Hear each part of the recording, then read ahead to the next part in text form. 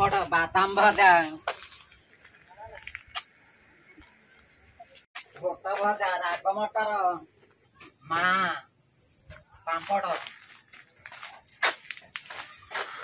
बादाम भजा बोट भजा पांपड़ नेब पांपड़ बुट नेब बुट आउ चिना बादाम एमिति जणे वयस्क व्यक्ति डाक पकाई बस्ती रास्ता रे चली चली जाउथांती।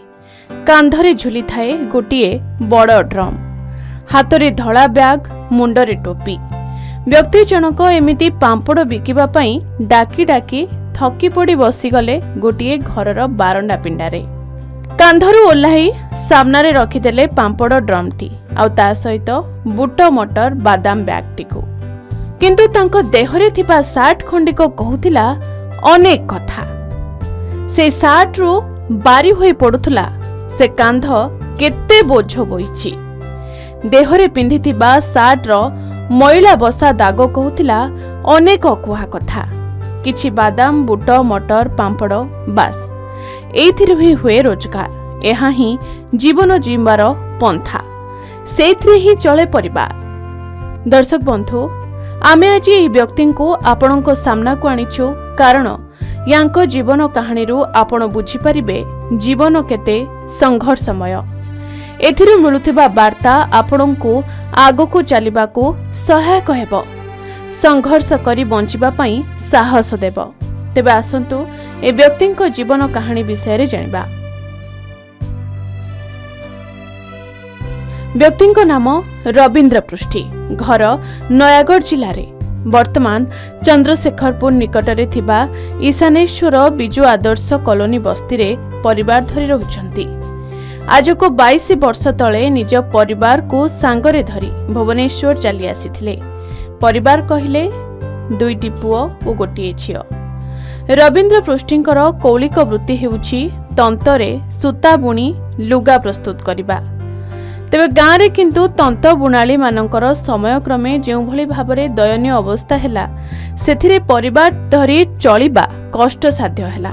तेणु रविंद्र पृष्ठी को परिवार धरी गाँ छाड़िबा को पड़िला। गाँ रु एठी के आइला परे एबे पांपड़ व्यवसाय पांपड़ बादाम बुट मटर 24 वर्ष हे गला। गाँ रे थिली, गाँ रे लुगा बुणा काम मोर। से लुगा बुणा काम रे हमर मजूरी रहिलानी। दिन सारा खटिले टंका 50टा रहिला।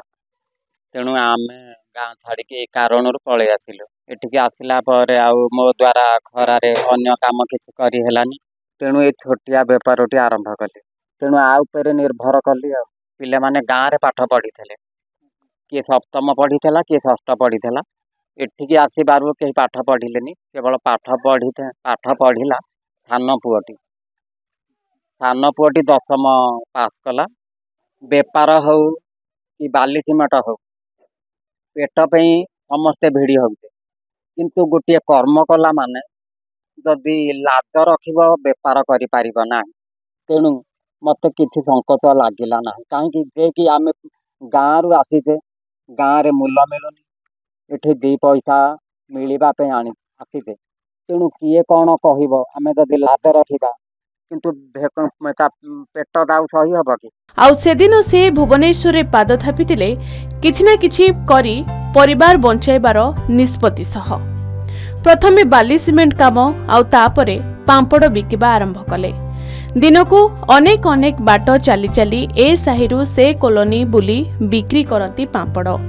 स्वल्प अर्थ को संबल करी अंटा भिड़िले परिवार चलाइबाकू। सेथिरु जो रोजगार हुए सेथिरे परिवार चले।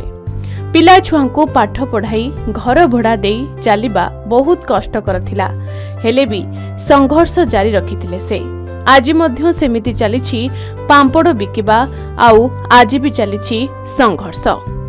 बस्ती साहिरे जेतेबेले डाकी डाकी जानती पांपड़ किए नेबो पांपड़, समस्ते चली आसंती पांपड़ बुट बादाम किणिबाकू। समस्तଙ୍କ सहित बेस भल संपर्क तांकर।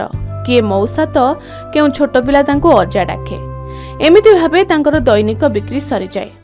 मु बस्ती रे 24 वर्ष हलानी बोलुची, गोटिए बस्ती की केवल। तेणु बाकी दबाको बाध्य होउची, काहेकि जे कि ये पिलांकर टकरा जिनिस पिले माने देखिला माने कांदिबे।